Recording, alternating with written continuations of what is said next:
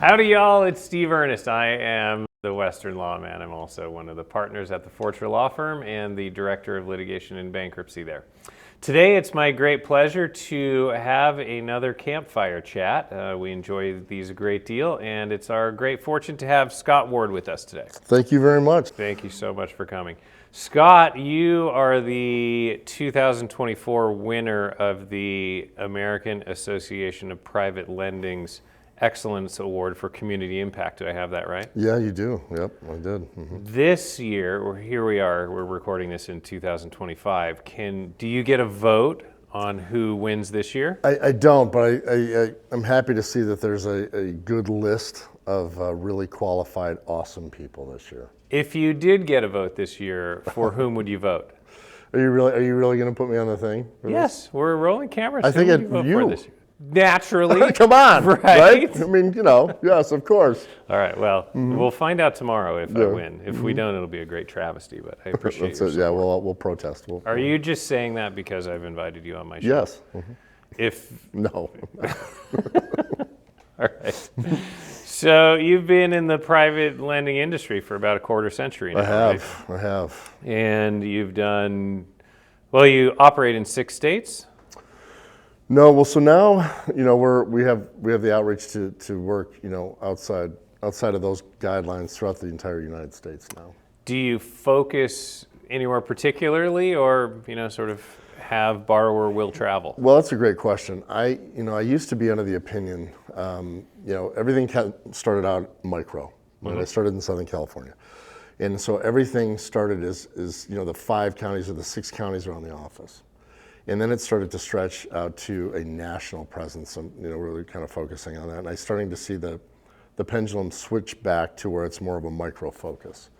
And so I'm a big fan of people really knowing and specializing in their area, their geos, or if you have boots on the ground in a certain area. I think that's the most effective for kind of where the market's going now. And when you say the counties around the office was in Dana Point? It was in Riverside back then. So we had offices in Irvine and in Riverside back then. And now you're a Floridian. I am. Okay. I am. And the collateral that you deal with, DSCR, short-term rentals, ground-up construction. If you're into non-owner occupied investment property, we want to be able to educate and be that bridge to be able to be successful in the conveyor belt of, kind of rinse and repeat cycles on that. So if it is an investment property, non-owner occupied, we want to be able to connect through to that. So what about loans for owner-occupied property that are business purpose loans nonetheless? You can do those, right? You can. My thought on that is you better have a strong legal team like you guys behind you, because a lot of people are under the misconception that just because they're making a business purpose loan on an owner-occupied property that it's fine, that all the paperwork's the same, that it's a piece of cake, and it's not. Yeah. And I'll tell you that, folks, you better get with a good law firm like this gentleman right here, because there are missteps that can be made that can cost you dearly. In that there's a very slippery slope, and there's a finesse there. So we've been going, we don't have a clock, but I think 3.5 minutes and already 2 plugs. That was nicely done. Thank you. We didn't talk about this when we started, but that was my expectation. So you also are a member of AAPL's Education Committee. You're the chairman, you're like the main guy over there? I sit on it with several others. And so it's been a lot of fun, and there's been a lot of new initiatives that have been able to roll out through the connections there. I'm very proud of the work that we've done there of getting the education out. All right. So a quarter century, you're a relatively young man. I think you're in your early 30s. Yes, I am. Most of your life. That's right, yeah.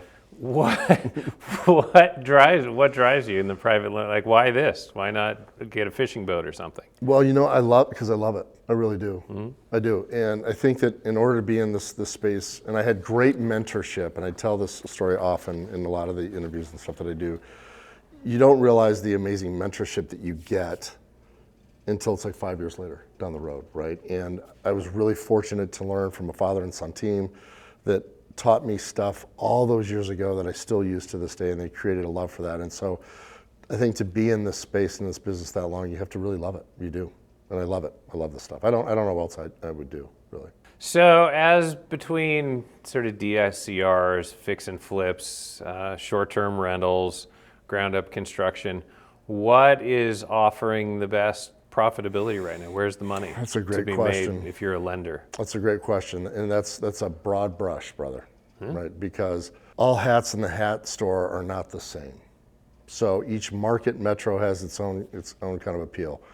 I think the Sun Belt, okay, let me start back to during COVID, the self-migration, in my opinion, was the largest self-migration in U.S. history.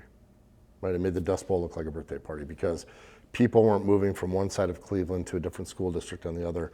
They were leaving the Midwest altogether and going south or going out west.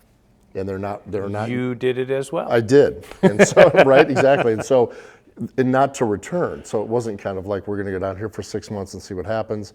They picked up, started a new life, got their kids into school and all that. So I think that each area geographically has a different flavor. So if you look at Texas right now, you're in Dallas, you look out the window and it's incredibly flat. You can see for 20 miles. You cannot see where the ground of construction and the development ends. It's just sprawling like crazy. In other areas, I think there's a huge benefit to a lot of things in Florida for storm damaged properties, heavy duty fix and flip properties down there. Out west, I think it's the same. I think there are places in the Midwest there's going to be workforce housing. So it's not an easy answer just to say that. Me personally, I think DSCR's got about another 31 months as far as a good run goes. I think fix and flip is never going to go away as long as there's 4 television channels running nonstop 24 hours a day about that. So I think it's basically what you're really kind of into, but investment property isn't going anywhere. And I think that land, especially in Texas, used to be a 4-letter word. It's not anymore. It's not. So land banking's a good deal in certain job creation corridors for sure. So the collateral types sort of everywhere there's money to be made. I think there is. And you think geographically there are, it's not really pockets, those are large sections that you were talking about, but it's the migration of the people. If you follow the population or the one-way rentals on U-Haul, those are the spots. That's true, and I have a recipe that I always teach all of our students called the 5 for 5. Right? I know it sounds like an Arby's recipe, but it's not. But the 5 for 5 goes like this: if you've got a house that you want to make sure that you're going to see a consistent value rise in, or that's a good bet for a fix and flip, let's say, you want to have within 5 miles of the front door of that house, you want to have a major grocery store, major box store, and you want to have a major restaurant. Now, it could be a chain restaurant, it could be Applebee's, doesn't have to be, but it's got to be someplace where you can take, as a couple or a family, you can go out and sit down and order and get a meal. I think those are important. The school district also, this is the other thing, and I'm not trying to throw shade on certain school districts, but if the school district is a 4 or 5 as it sits right now, that's a good bet to hold value on a property, especially for a rental. So that's your little tip for the day, the 5 for 5. I like that. I haven't heard that before. Mm-hmm. I learned that a long time ago. I've known you all this time, and you've been holding out on I'm a me. man of many secrets, Steve. Well, not anymore. Yeah, exactly. This is going to be on YouTube. Yeah. So what's an assumption that lenders have had for a long time that they really need to think about revisiting and changing in today's market? If there's one thing that's super different, and hey, you can't do that anymore, is there an assumption that you think is outdated and unusable now? Yeah, but I'm probably going to get some flack for this because I've made a lot. I mean, I've done over $1 billion in transactions over my career. I'm going to suggest that people start really looking at these future value considerations on these properties. I think we're starting to go into certain metros of kind of a flattening, and I think that future value, just writing a deal strictly off of future value, is a mistake right now. All right. I do. All right. Because they always overshoot. Oh, it's going to be worth $1 bazillion. No, it's not. It's not. It's not. I don't care if you put gold toilets in it, you're not going to hit that value. In addition to the many other things that you are, you're a certified fund manager. I am. And how does one become a certified fund manager? AAPL's got a great program, and I think Kevin Kim did a phenomenal job. I've watched people do speaking for many, many years, and if you watch it, he doesn't say once. He hates that. I know he hates it more than anything. He delivers it in a smooth, easy way for everybody to understand. I think that program right there, at its crux, is exactly everything that you need to know. That is a great starting place, a platform. That's the only program to go with. All right. So as a certified fund manager, certainly you've lived that fundraising dictates loan product. It is your everyday best friend. It has to. So what's the number one difference you've found between lending as a balance sheet lender and lending inside a fund? I think that it's really about what your appetite for risk is, really from an underwriting standpoint. And you also have to be consistent. When you start off with a fund, it's a teeter-totter. Sometimes you got more loans and you've got money, and so you try to stabilize it out like this. Early on, newer fund managers will write aggressive loans because they need to get the money out. And I think that you've got to have quality underwriting. And so just to, from a balance sheet perspective, if you're going to hold that, and you talk a lot about foreclosures. If you're going to get into this game, we play football without pads here. And so if you are adverse to risk, then you'd better underwrite to that and make loans to that, because foreclosure is part of the game here to protect the capital. That's interesting. But if you have a fund and you've got all this money sitting in a money market, well, that's not what the guys are looking for in return. So what's the sort of guardrails on liquidity management? How do you manage cash on hand versus deployment in this environment? If you want safety, you can buy 10-year T-bills. That's true. So I think an educated investor, understanding that, one that can be patient, and you're going to let these people know, listen, we have a certain risk component here. We're very adverse to risk, so we might not do a lot of loans in the very beginning until we find the right loan to do. So you have to be patient, ready for it to sit.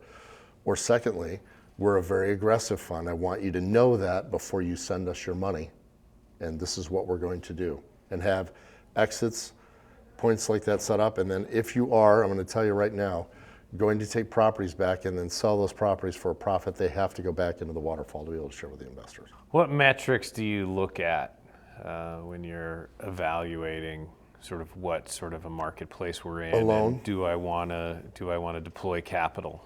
So I look at value. I look at the as-is value and the future value, like we talked about. And I think that was always, you've got your lows and your highs on that. I think that you look at the experience of somebody, their cash into the deal. Now I've seen a couple of funds out there advertising 100%. I think that's incredibly risky.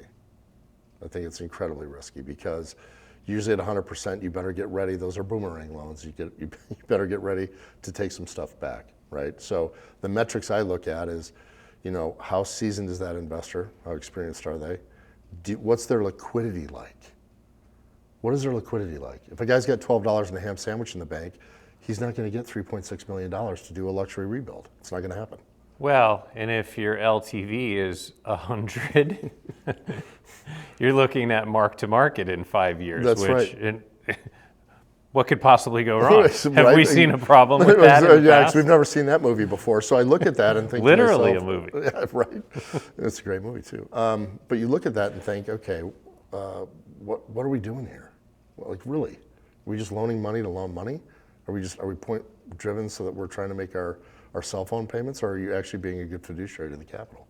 So you're not just loaning money, you're also educating. You Exactly. are the host of AAPL's Fund Forum. I am. Right? Mm-hmm. And now I want to make sure I get this right because I don't have it in my notes, but you've acquired a company called... Think Realty. Oh, here it is right here on your hat and on your shirt. Mm-hmm, yes. I didn't need it on my notes. Well, that's good. What's the biggest knowledge gap, knowledge deficit that you see among private lenders? Oh, I love that question. I love that question. Here's the deal on it, because I'm so passionate about this. I want everybody to imagine that we got the Grand Canyon right here, right? And so all of these people are coming here with a smaller amount of knowledge that want to get into lending or brokering private money, right? And then there's the application of that knowledge over here and being able to do it out here. We're closing that gap between the knowledge or the smaller limited amount of knowledge and the application of that knowledge, right? I want to give you a statistic because I'm a numbers dork. Do you know what the number percentage of one and done are? People that want to go flip a house, you get a young couple, they've seen, binge watch everything of Flip This House or Love It or List It or whatever. Do you know what the percentage of one and done is? Who just do it once? Once, and then they're never going to touch it again. I'm going to say no, I don't know is the answer, but I'm going to put it at like 8%. Oh, it's anywhere right now between 57 and 63%. A lot of them. Yeah, so if you and I cut that part out, or I got it wrong.